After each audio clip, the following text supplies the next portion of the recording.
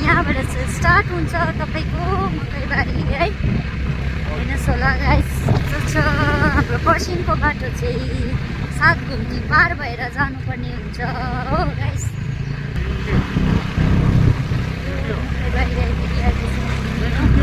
यो मकैबारी फ्याक्ट्री, मकैबारी tea factory हो यो चाहिँ।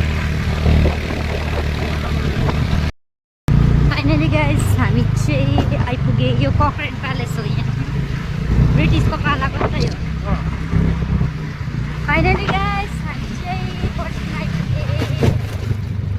हेर्नुहोस् होला हाम्रो खरसाङ।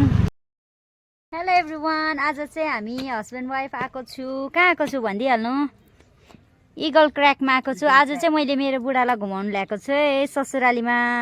यहाँ खरसाङ घुमाएन भनेर मलाई पुरा कम्प्लेन गर्दै थियो। आज चाहिँ मैले उसलाई घुमाउनु ल्याएको छु इगल क्र्याक। हेर्नुहोस् होला गाइस। बुढा हैन, गर्लफ्रेन्ड बोयफ्रेन्ड भन। गर्लफ्रेन्ड बोयफ्रेन्ड पो भन्नु अरे। लु टिकट काटिहाल्नु। तपाईँहरू पनि आउनुहोस् होला हैन, धेरै राम्रो छ इगल क्र्याक है।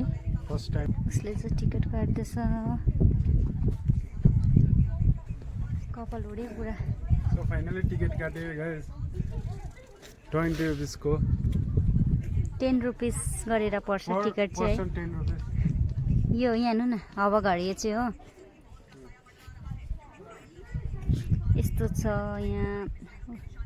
हाम्रो इसीको नजारा चाहिँ आज त पुरा धुमिरहेको छ, दिनै क्लियर भएको छैन। एउटा कुरा चाहिँ नि हो कि, लु भन्नु। जहिले पनि हस्बेन्ड वाइफ आउँदाखेरि कि त वेदरले साथ दिँदैन। वेदर त यस्तै हो, खरसाङको वेदर त यस्तै हो। एकैछिनमा घाम लाग्छ, एकैछिनमा यस्तो यस्तै छ गाइस। कस्तो लाग्यो यहाँ आएर?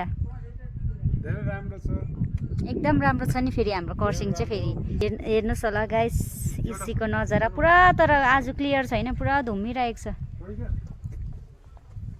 इसीको पार्क चाहिँ यस्तो छ गाइस, हेर्न सक्नुहुन्छ। यहाँ आउनु न, यहाँ आउनु न नानीहरूको लागि पार्क यस्तो छ हो। कस्तो लाग्दैछ तपाईँलाई? धेरै राम्रो रहेछ। राम्रो रहेछ। यहाँनिर हेर्नु न, खरसाङमा नि पानीहरू चाहिँ पिएचईको पानी जति पनि छ नि यहाँबाट सप्लाई हुन्छ है यो पानी। खरसाङमा यो हेरेको 1988 पिएचई 1988 दिनको 18। यो चाहिँ टावरहरू हो होइन, यस्तो छ। यहाँ पनि छ अझै। आज त पुरा फगी लागिरहेको छ, धुम्मा छ, यस्तो भइरहेको छ। र गाइस हामी चाहिँ अब इसीबाट निस्केको। हेर्नुहोस् होला, लु छिटो आउनु। इगल क्र्याकबाट निस्केको गाइस अहिले चाहिँ हामी।